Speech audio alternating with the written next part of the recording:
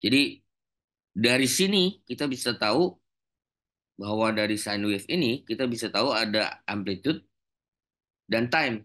Dua itu aja.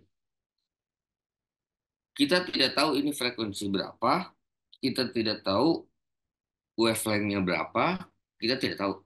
Tapi yang jelas dari sini kita bisa tahu bahwa pada waktu tertentu itu ada getaran.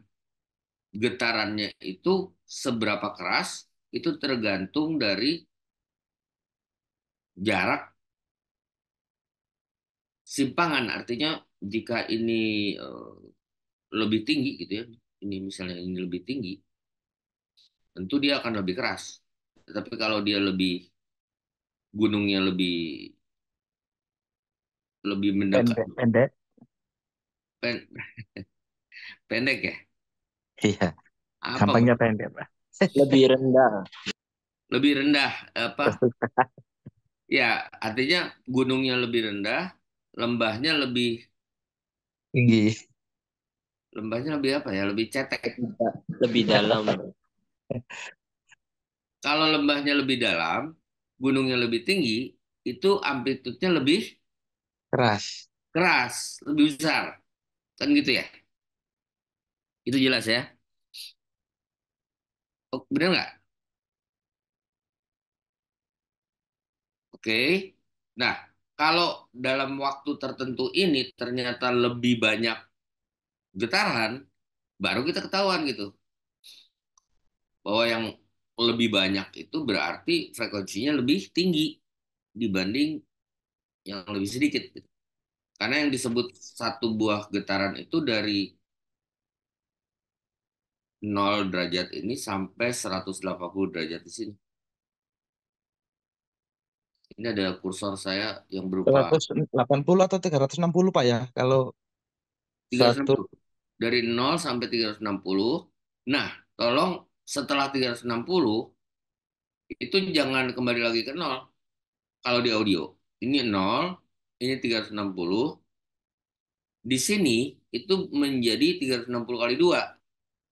Bukan balik lagi ke 360. 0, 360 lagi, bukan begitu.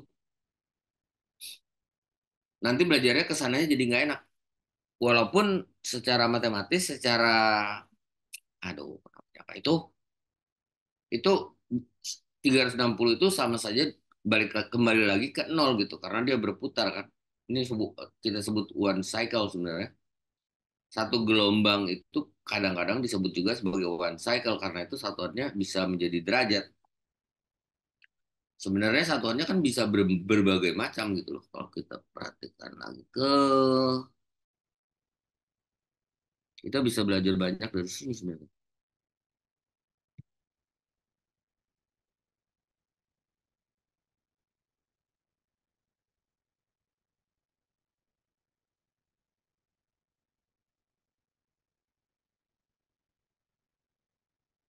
Ini sangat-sangat bagus jika kita mengerti ini.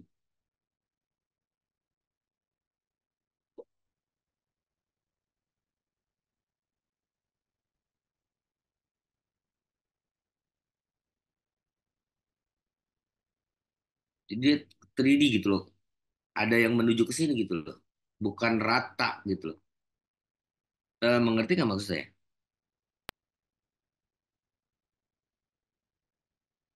Halo? Iya Pak. Mengerti, Pak. Oke. Jadi yang kita lihat biasanya kan bukan bundar gitu. Rata ya. Yang kita lihat kan dari sisi gitu loh. Dari salah satu sisi saja gitu loh, bukan begini. Sebenarnya dia 3D sebenarnya. Yang sebenarnya ya 3D seperti ini untuk menerangkannya. Nah, tanpa kita mengerti ini, kita tidak mungkin bisa mengerti sebuah software yang terkenal di Indonesia namanya Smart Life. Kita harus mengerti ini.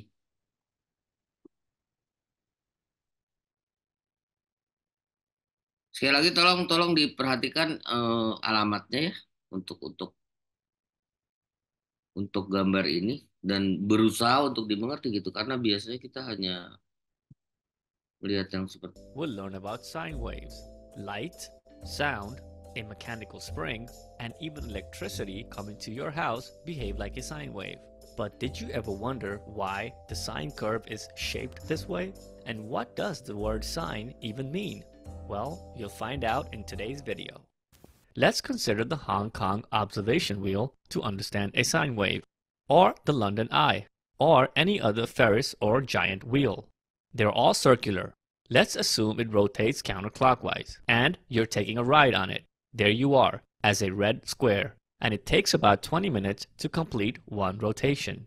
Well, if you track the motion, you'll just go around in a circle and end up at the starting position in 20 minutes. But what if, instead of looking at the giant wheel from the front, we look at it from the side? So rotating the giant wheel towards us until it ends up looking like this.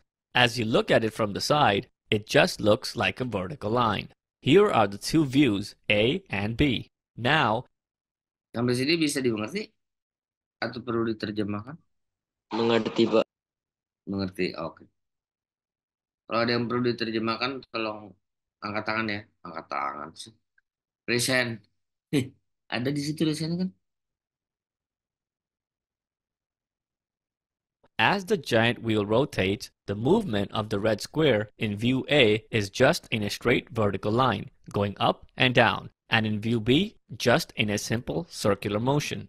So we just took a two-dimensional motion on the right in view B with both vertical and horizontal components shown in blue and turned it into a one-dimensional motion, just vertical, as seen on the left in view A.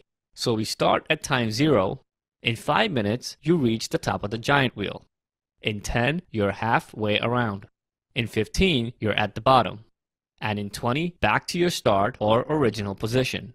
On a position versus time graph with the minutes marked, first, if the giant wheel is not rotating, no matter how much time passes, the red square will stay at the same position. Notice as time passes, position stays the same. So all you get is a horizontal line, again showing no movement. Now let's plot the red square's movement when the giant wheel starts rotating on our time versus position graph for this vertical motion. From the start position, in 5 minutes, you'll reach the top of the giant wheel. In 10 minutes, you're back down to the start position. In 15, you're at the bottom of the giant wheel. Finally, in 20 minutes, you're back again at the start position. Sampai sini oke? Nah, selalu yang kita lihat kan yang sebelah kanan gitu. Kita tidak pernah, atau nggak tahu kalau ada yang pernah berpikir bahwa sebenarnya yang kita lihat yang di sebelah kanan ini itu adalah hasil dari yang sebelah kiri ini. Jangan pedulikan time 0,5 menit, 10 menit, 15 menit, 20 menitnya. Anggap saja itu detik gitu. Maka menjadi 5 detik, 10 detik, 15 detik, 20 detik. Ya, jadi kalau ini kita anggap detik, maka kan maka one cycle, satu kali putaran, tolong diingat tadi gambarnya yang begini. Sebenarnya aslinya kan yang begini. Ini dilihat dari sisi mana kan gitu ya.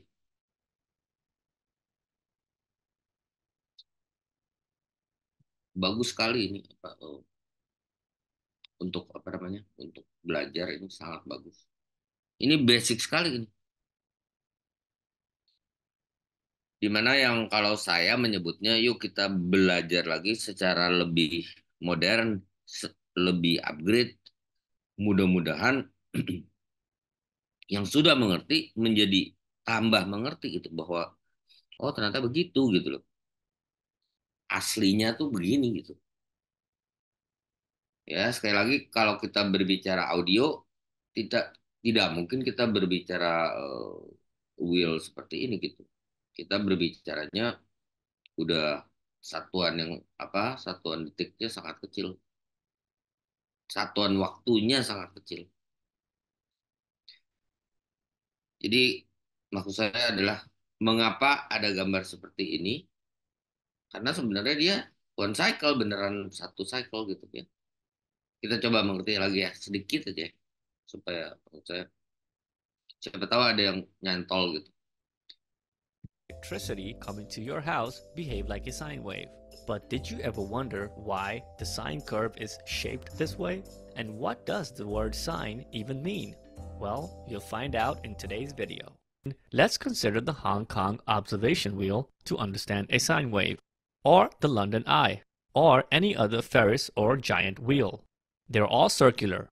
Let's assume it rotates counterclockwise, and you're taking a ride on it. There you are, as a red square, and it takes about 20 minutes to complete one rotation. Well, if you track the motion, you'll just go around in a circle and end up at the starting position in 20 minutes. But what if, instead of looking at the giant wheel from the front, we look at it from the side? So rotating the giant wheel towards us until it ends up looking like this. As you look at it from the side, it just looks like a vertical line. Here are the two views, A and B.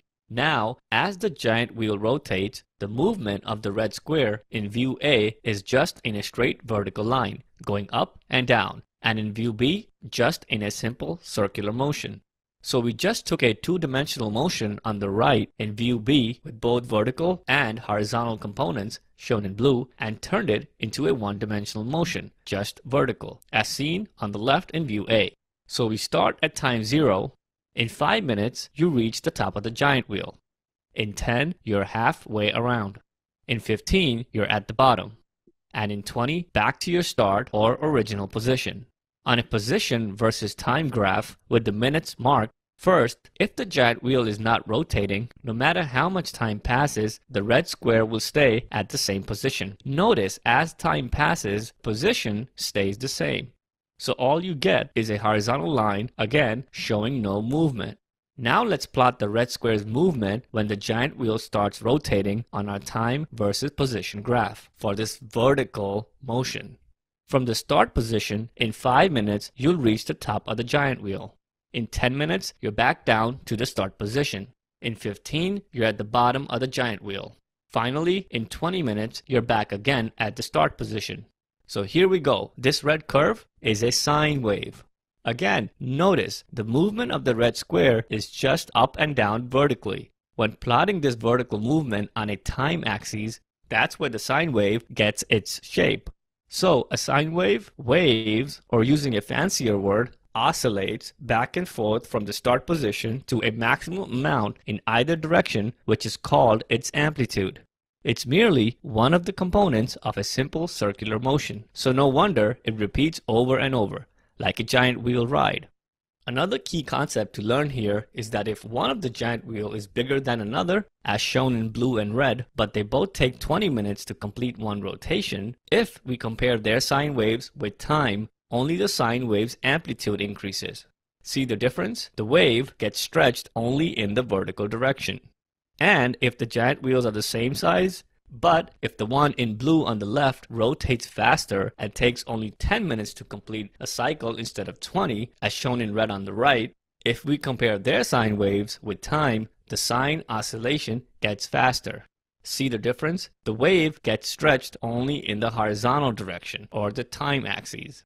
Another way to plot a sine wave is position versus an angle instead of time. It's the angle from the blue horizontal line to the dotted red line. Let's call it phi. And the time axis is then changed to the angle, or also called the phase, measured in degrees, with 360 degrees being the same as 0 degrees, or back to the start position, one oscillation. So remember, in general, sine waves or the oscillations repeat over and over as time goes on, as shown here for 4 oscillations. But before we end this video, let's talk about where the word sine came from. The origins of the word sine can be traced back to AD 499. A mathematical chord was called ja in a language called Sanskrit in India used by mathematicians. Half chord then became ardha jaya, ardha meaning half. This was sometimes shortened to the word jiva. Then it ended up in the Arabic world and became jibba, and written in Arabic as JB, vowels not written. Eventually, Latin translators selected the word sinus to translate jib, thinking that this was the Arabic word jabe, which meant breast, and sinus had breast and bay as 2 of its meanings. Finally, in English, sinus was then imported to the word sine. So next time you see a sine wave, say, oh, look, it's an Ardha-Gell wave, and everyone will think you've gone crazy. Here's a question to check your understanding. Which giant wheel here is rotating faster, the red or the blue one? Yang mana? Yang mana yang bergetar lebih cepat? Biru. Biru, oke. Mantap. Are they the same size? No. Comment below for your answer. Here's a hint. You may pause and carefully look at both axes, position and time. The answer is in the description.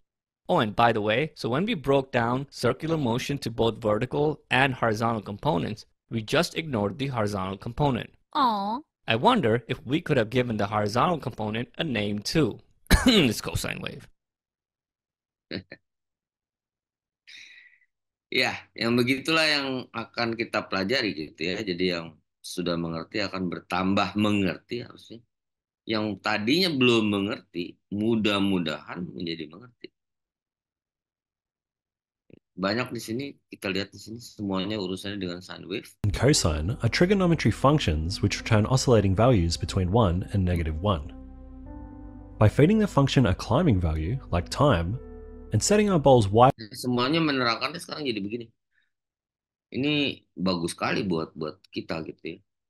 Mungkin karena banyak software yang dijual itu diharuskan mengerti yang begini-begini. Kalau enggak, susah sekali kita mengerti. Jadi silakan dipelajari dulu ini yang seperti begini-begini. Bagi yang senang matematik ini akan menjadi sangat mudah yang namanya sine wave sebenarnya. Tapi bagi yang tidak senang matematik ya jangan belajar. Tapi sebenarnya prinsipnya kan sama saja gitu. Masih ingat bahwa lingkaran ini itu rumusnya berapa gitu. Sangat matematik. Tapi bisa juga tidak matematik. Tergantung kita mau pilih yang mana. Betul. Kalau dulu saya waktu offline ya, itu saya benar-benar membuat alat di mana alat itu bisa bergetar. Ya lalu di ujung jadi seperti garpu tala gitu. Alat itu seperti garpu tala, tapi garpu tala yang lumayan besar karena kalau terlalu kecil getaran dia terlalu cepat. Bisa mengerti maksudnya? Jadi getarannya itu lumayan pelan sedemikiannya sehingga bisa ujung garpu talanya saya kasih pensil gitu atau ballpoint. Lalu ada kertasnya jadi sewaktu garpu tala itu bergetar, itu kalau kertasnya saya tarik akan terjadi gambar seperti ini. Bayangkan loudspeaker kita bergetar maju mundur. Kebayang ya? Bayangin kita punya loudspeaker yang bergetar maju mundur. Tetapi kan kita nggak pernah tahu sebenarnya. Mengapa? Karena getarannya terlalu cepat. 20 Hz itu berarti loudspeaker kita bergetar 20 kali dalam 1 detik, bayangin. Itu sudah cepat sekali. Dan itu adalah frekuensi terendah yang bisa kita deteksi. Pertama kali saya lihat kurang lebih tahun 93 gitu. Jadi di tahun 93 waktu itu saya pernah ke sebuah exhibition atau pameran pro audio. Nah, ada pabrik yang membuat loudspeaker, dia sangat bangga bahwa loudspeaker dia itu bisa turun sampai 5 Hz gitu. Pertanyaan saya, apakah perlu gitu loudspeaker itu bisa turun sampai 5 Hz gitu loh. Ternyata jawabannya dia, bentar dulu, dia itu membuktikan bisa menggunakan sine wave gitu. Benar-benar ini 5 getaran dalam 1 detik gitu loh. Jadi cukup terlihat kan kalau 5 kali. Kalau 20 kali agak sulit terlihat. Jadi dia berhasil menciptakan low driver ataupun transducer untuk low frekuensi ataupun subwoofer ataupun komponennya subwoofer apapun namanya itu yang bisa bergetar 5 kali dalam 1 detik.